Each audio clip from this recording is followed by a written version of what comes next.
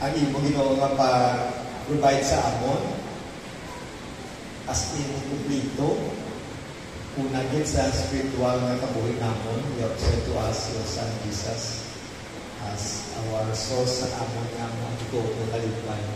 Kag thank you nga imo man kadayo nga provide sa amon mga needs namon as we grow. Ibinigay sa presensya sa mga nanay kinahanglan sa. Lord, thank you so much for our mothers. Nga imo sa Ginoo nga tagaan sila kung arod sa mga kabuhi. Una, bago sa mga pagtubo para sa ispirituhan ng mga kabuhi Ginoo. Ibinigay ko sila sa amon. Salamat sa pagkaragda sa mga nanay namon Ginoo.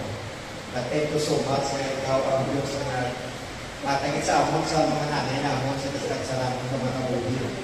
Hindi nga hindi sa biological mother, pero naging figure sa Eloy namin dito. Thank you for such provision mo sa among kabuhi na ang among na day-to-day, hindi mo ginawa kami nito tayan para sa among ng Eloy. Thank you na ang among ng Eloy, hindi mo nagkakas sa kaalam, strength, even patience sa pagdako sa among. At Lord, pakaya ko support ang ibang na provision sa among ng Eloy, na pinagsisinigay Iglesia, tayo kasi mapakot sa nila, pagtuo na may anak sila ng Ginoo ni Tikano sa ila. Salamat din nga karayang ka ng malapagin sa ila para sa mga kabataan na pinagigit sa pagpatuko sa spirituano ng kabuhi sa mga kabataan sa mga pamilya.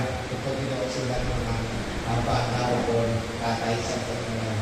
Lord, thank you kung mag-bless ka sa mga mothers, mag-protect ka sa ila.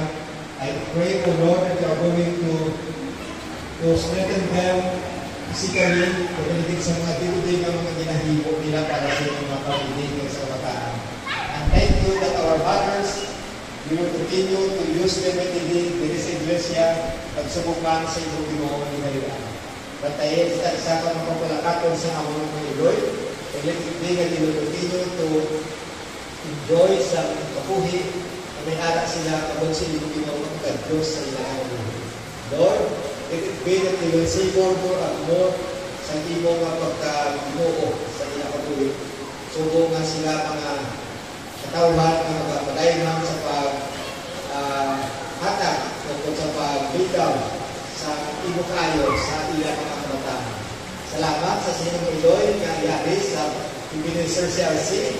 Lord, I pray your blessings will overflow, your guidance, your strength will be upon them, and let it be that you are going to continue to use them mightily in your kingdom.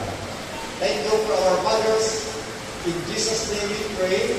Amen. Happy Mother's Day! Amen. Picture na.